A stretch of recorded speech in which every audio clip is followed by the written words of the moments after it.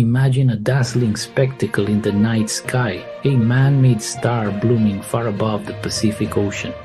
That was Starfish Prime in 1962, where the United States detonated a 1.4 megaton hydrogen bomb 400 kilometers in space. News reports focused on the brilliant, ephemeral aurora that danced across the heavens, visible thousands of miles away. Down on Earth, the effects were immediate and chaotic. Street lights died in Hawaii and radio communications blacked out across the Pacific. But the truly devastating consequence of Starfish Prime was invisible, silent, and lasted for years. This single reckless act left a permanent scar on Earth's magnetic shield, a monumental wound in a spot already known as the South Atlantic Anomaly. We're talking about planetary-scale engineering, or perhaps planetary-scale vandalism. Starfish Prime proved that humanity could disrupt the heavens, creating problems for every satellite and critical infrastructure system we rely on today. To understand the scale of this disruption, we must first meet the scientist who both discovered our planet's shield and inadvertently helped the military tear a hole in it. That man was James Van Allen, an Iowa physicist who found fame by using early satellites like Explorer-1 to map the massive toroidal rings of charged particles that girdle our planet. These are the Van Allen belts. Van Allen realized these belts, held captive by Earth's magnetic field, were a protective shell deflecting dangerous cosmic radiation. But this discovery came right in the middle of the Cold War space race, and anything space-related was instantly weaponized. Almost immediately after announcing his discovery, Van Allen enthusiastically joined top-secret projects like Argus and Starfish Prime. The goal was to see if nuclear explosions could weaponize the magnetosphere itself, perhaps creating a communication shield or knocking out enemy missiles. He later admitted he thought space was a good place to make one, because it avoided fallout, which is quite the historical understatement. On July 9, 1962, the world got its chance to see the weaponization attempt firsthand. A Thor missile carried the 1.4 megaton warhead, nearly 1,000 times more powerful than the Hiroshima bomb, to its high-altitude detonation point above Johnston Island. The blast, part of the Fishbowl series, created a huge artificial aurora that witnesses called the Aurora Tropicalis. The immediate effect that captured the world's attention was the electromagnetic pulse, or EMP. An EMP is a massive, short burst of energy that travels at light speed, overloading electronics. In Hawaii, 300 kilometers away, the EMP hit with enough force to trip burglar alarms, make garage doors open inexplicably, and permanently disable 300 streetlights. The military's initial test objective, evaluating EMP effects, was certainly accomplished, though perhaps with slightly more civic disruption than planned. While the light show faded, the real lasting damage began. This damage was concentrated in a unique geological feature called the South Atlantic Anomaly, or SAA. Earth's magnetic field is generally a beautiful protective dipole, but it's not perfectly centered. It's tilted and offset by about 500 kilometers towards Southeast Asia. Because of this asymmetry, the inner Van Allen radiation belt dips drastically low over the South Atlantic Ocean, off the coast of Brazil. In this region, the magnetic shield sags like a dented soda can, allowing charged particles to drop down to altitudes as low as 200 kilometers. If you are a satellite or an astronaut orbiting in low Earth orbit, passing through the SAA is like taking a stroll into a cosmic microwave oven. Before 1962, this weak spot was already known for scrambling satellite memory and causing malfunctions. A nuclear blast in space acts very differently than one on the ground. Since there is no dense atmosphere to absorb the blast, almost all of the bomb's immense energy is converted into a torrent of gamma rays. These gamma rays collide with the thin air molecules remaining at 400 kilometers, creating billions upon billions of high-speed energetic fission electrons. Instead of dissipating, Earth's powerful magnetic field acts like a gigantic catcher's mitt, trapping these electrons and guiding them along its field lines. Within seconds of the explosion, these captured particles spiraled around the globe, creating a colossal, entirely artificial radiation belt.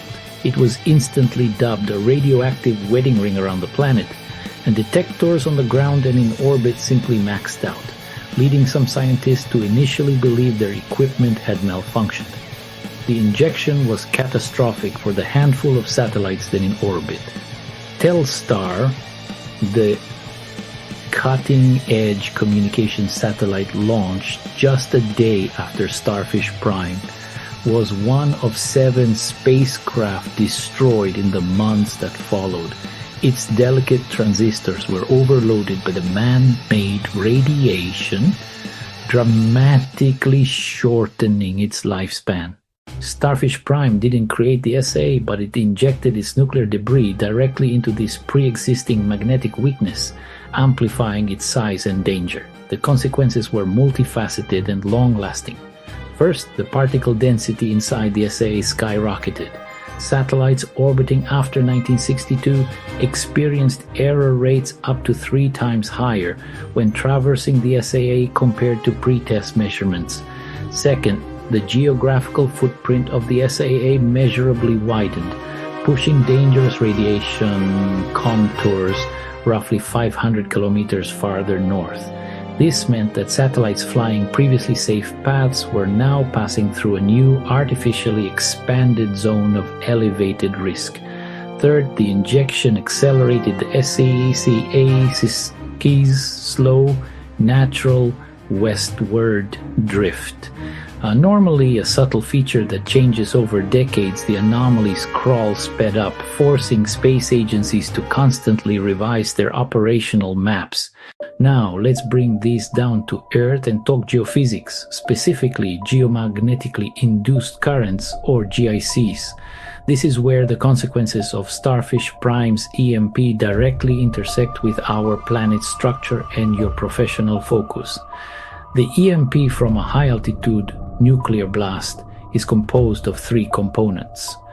While the E1 phase is the instant, light-speed blast that fried Honolulu's streetlights, the E3 phase is the slower, late-time component, often called the magnetohydrodynamic (MHD) signal. This E3 signal lasts from seconds up to 1,000 seconds. The E3 magnetic pulse causes rapid changes in the Earth's geomagnetic field, which, according to Faraday's law of induction, generates an induced electric field on the surface. This surface electric field is measured in volts per kilometer, V km, and is the driving force behind GICs. For geologists and Earth scientists, this is key. The magnitude of the GIC hazard is directly governed by the deep ground conductivity profiles of the planet. These quasi-DC currents prefer to flow through long conductors like power lines and pipelines, but their strength is modulated by the subsurface conductivity of the upper mantle and lithosphere.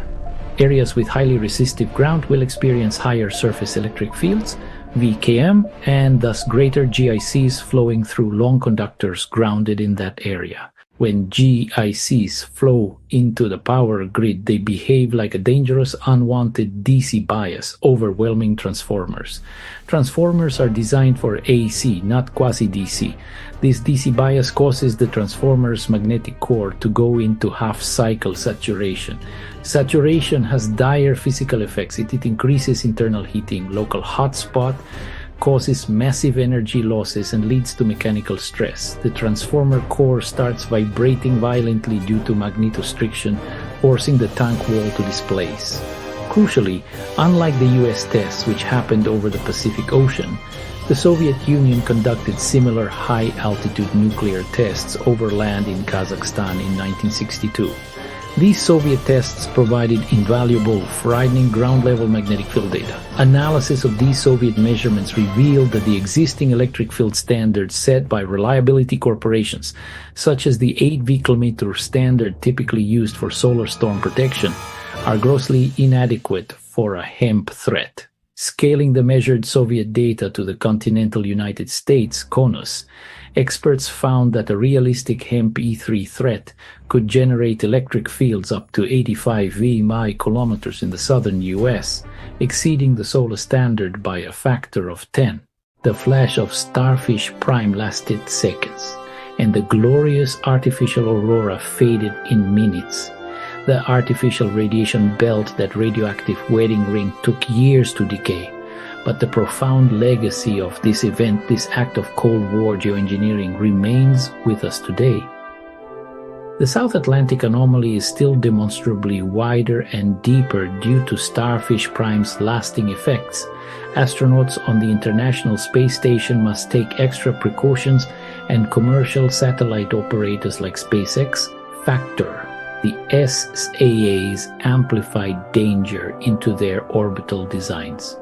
For geologists, the data derived from HEMP testing and natural solar storms continue to refine our understanding of deep Earth conductivity. The same phenomenon that drives spectacular auroras also threatens our civilization through hidden subtle currents that exploit our planet's geophysical weaknesses. Starfish Prime gave us the ultimate unwanted real-world experiment, providing the hard-won data necessary to protect modern critical infrastructure. It serves as a potent, sobering reminder that even in our pursuit of science or military dominance, we must heed the delicate, powerful systems that govern our planet and our space environment. Next time you look up, remember the night the sky caught fire and the invisible scars that remain. Welcome to my channel, where you'll find over 2,000 videos on geology, geochemistry, AI, and many other subjects. If you like what you see, help us grow by subscribing, liking, and sharing this channel.